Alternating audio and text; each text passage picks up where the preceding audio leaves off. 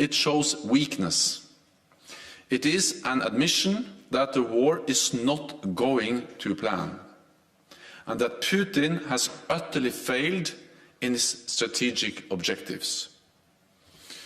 Putin bears full responsibility for this war, and it is his responsibility to end it, to end the imminent suffering of the brave Ukrainian people, to end the energy and food crisis that is affecting so many around the world. If Russia stops fighting, there will be peace. If Ukraine stops fighting, it will cease to exist as an independent sovereign nation in Europe. NATO reaffirms our unwavering support for Ukraine's independence, sovereignty and territorial integrity. We remain resolute in providing support to Ukraine as it continues to defend itself against Russia's aggression, for as long as it takes. And with that, I'm ready to take your questions. And we'll have time for just a couple of questions. We'll start with the News Agency of Ukraine. Thank you for the floor. National News Agency of Ukraine, Dmytro Shkurko. We in Ukraine have no doubt will prevail and liberate our territories. But a few hours ago, Ukrainian leadership showed us the possible way out of this bloody war and officially applied to NATO membership. My question is, NATO ready to consider that kind of applications? And the second part of the question, is it possible to consider the speedy procedure for that kind of membership, like it was done for Sweden and Finland? Thank you so much.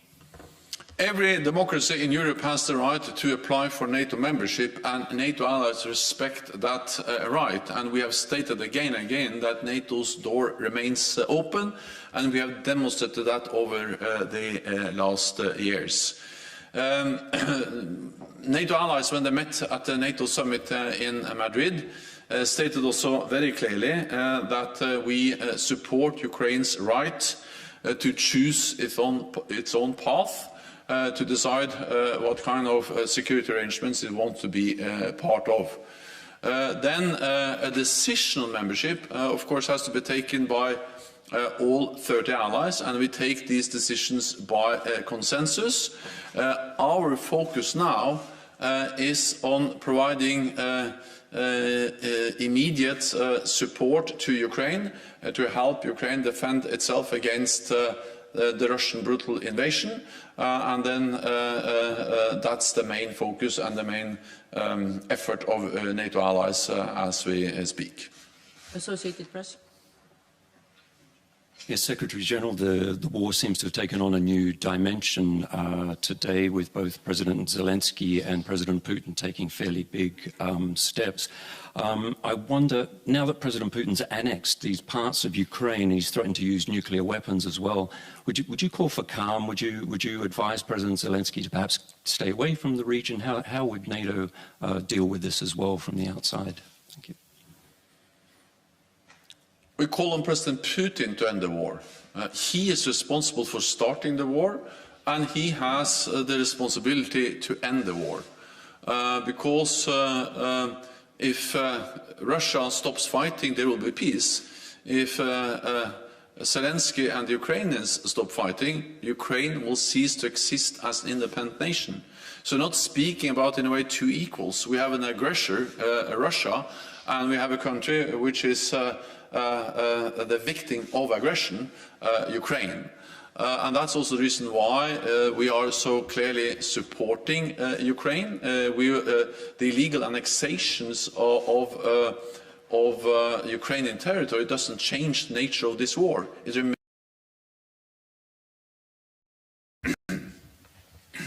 Thank you. Florian Neuhan, ZDF German TV. Mr. Stoltenberg, two questions, if I may. The first one, coming back to my colleague's question on the nuclear doctrine of Russia.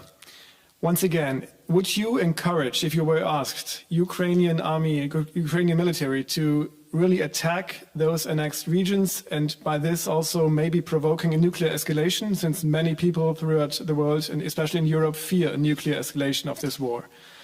And the second question, you just today talked to Chancellor Scholz, and I guess you also discussed the attacks on the pipelines. What could be the NATO and German response to that? Would an enhanced military presence in the Baltic Sea, for example, be a response that you consider? Thank you. Ukraine has, of course, the right to retake Ukrainian territory, which is now occupied by Russian forces. That's the reason why we support them, so they can defend themselves, but also so they can continue to liberate territory. And as I said, the illegal annexation or attempt of annexing Ukrainian territory doesn't change that. It doesn't change the nature of this conflict. Because if we accepted that the annexation by Russia and the nuclear saber-rattling actually deterred us from supporting Ukraine, then we accept nuclear blackmailing. Then we accept that by threatening of using nuclear weapons, authoritarian powers like Russia can achieve exactly what they want. To take control over a neighbor, Ukraine, and then deter us from supporting Ukraine in their absolute sovereign right to defend themselves against an aggressor, a right which is actually enshrined in the UN Charter. President Putin's nuclear rhetoric is dangerous. It is reckless. NATO is, of course, vigilant. We monitor closely what Russia does. Russia must understand that the nuclear war can never be won and must never be fought, and it will have severe consequences for Russia if they use nuclear weapons, and this has been very clearly conveyed to Russia. So we will continue to support Ukraine, and we will continue to support them in their efforts to liberate even more territory, because they have the right to do so. Then on the pipelines, yes, I spoke with Chancellor Scholz today. We addressed, of course, the sabotage against Nord Stream 1 and Nord Stream 2. This is very serious. Big explosions destroying 2 pipelines. We support also the efforts of, which are ongoing efforts of investigation to reveal the facts and to determine who was behind these attacks.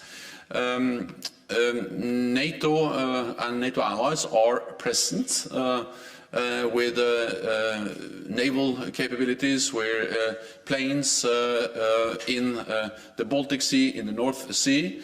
And of course this sends a message of allies and NATO readiness to protect and defend each other, also critical infrastructure. These allies are, these capabilities, these planes, these ships are also collecting information, data, which can be helpful both for the ongoing investigation, but also to monitor these critical energy infrastructures. And we are stepping up our sharing of intelligence, sharing of information. MARCOM, our maritime command in Northwood, is collecting a lot of this information, and we're also actually reviewing some of the data we have already collected over the last weeks and months, to see that when we look through those data again, whether we were able to discover something connected to the attacks on the 2 pipelines in the Baltic Sea. It also highlights the importance of the work which is ongoing in NATO to strengthen the resilience, including resilience of critical infrastructure. So a military presence to send a message of deterrence, to collect and monitor, collect data and monitor the infrastructure, and then share information and step up resilience, are the most important ways NATO and NATO allies are now supporting each other to prevent anything similar to happen to any other critical energy infrastructure. Final question, Wall Street Journal. Thank you, Dan. My articles with the Wall Street Journal, coming back to some of the issues already raised. But thanks in large part to support of NATO members, Ukraine has had notable success on the battlefield over recent weeks. But it does seem that the more success Ukraine has on the battlefield, the more erratic, belligerent, and potentially dangerous Mr. Putin becomes. So does this change the way you approach the situation? Does it make you more cautious? Or in any way, this fact that the better Ukraine does in fighting the Russian troops, the bigger the threats seem to be from Moscow? Thank you. It doesn't change what we have to do, and that is to support Ukraine. Because if we let Putin win in Ukraine, it will be catastrophic for Ukraine. Ukraine will cease to exist as an independent sovereign nation, but it will also be dangerous for us. It's not as if inaction is not a risk. Inaction is a great risk, because that will create a world where Putin will see that with impunity he can use military force, invade a neighbor, and then establish a sphere of influence. So when you listen to what he has said, not only about Ukraine, but also about members of NATO, Eastern allies, that will be a world that will be more dangerous for all of us.